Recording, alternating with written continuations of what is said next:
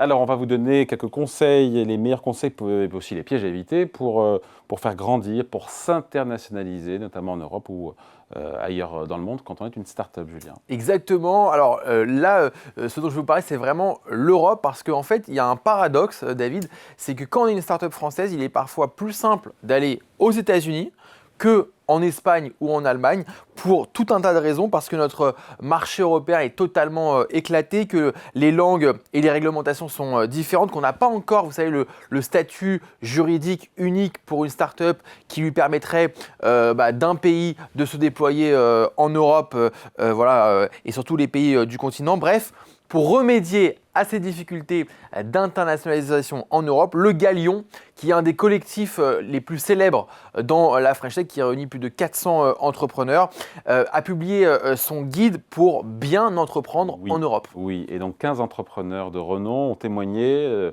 de leur rétexte, de leur retour d'expérience. Et quels sont les enseignements principaux qu'il faut conserver? Alors, il y en a plusieurs, ils sont très pratiques ces enseignements. Alors, tout d'abord, avoir bien conscience des spécificités du pays dans lequel on veut s'implanter. Par exemple, selon le Galion, en Espagne, on adopte plus vite les produits ou les services, mais le ticket moyen est inférieur par rapport aux autres pays du continent. En Allemagne, il faut un investissement commercial très lourd pour bien s'implanter. La Belgique peut par exemple décevoir par sa petitesse de marché et aux Pays-Bas, bien que le pays soit très technophile, il y a une concurrence qui est très rude, beaucoup plus que dans les autres pays. Autre enseignement, ne pas ouvrir plusieurs pays en même temps, privilégier plutôt l'ouverture d'un pays puis d'un autre.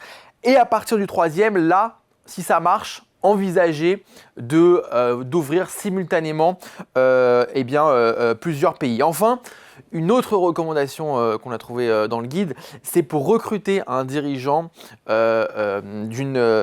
sa filiale à l'étranger. Ou un natif. Voilà, mieux vaut recruter quelqu'un qui parle la langue, un natif, le former au siège de l'entreprise pour qu'il puisse connaître les process de l'entreprise, la culture de l'entreprise, etc. Et puis ensuite, pouvoir l'envoyer sur place s'il le souhaite, plutôt que de recruter directement quelqu'un dans le pays sans qu'il soit passé par le siège avant. Sachant que l'important, ce n'est pas d'ouvrir beaucoup de pays, c'est d'en ouvrir plusieurs de manière efficiente, efficace. Exactement, le but c'est que en fait, l'ouverture des pays se passe de la meilleure des manières et pas besoin effectivement d'ouvrir 20 pays en même temps. L'important c'est de trouver sa recette pour s'implanter dans quelques pays d'Europe sans chercher tout de suite à conquérir l'Europe entière. C'est donc de bien cibler vos pays, d'y aller petit à petit, étape par étape et surtout de comprendre ce qui marche pour soi sans se désorganiser, sans désorganiser surtout son pays d'origine.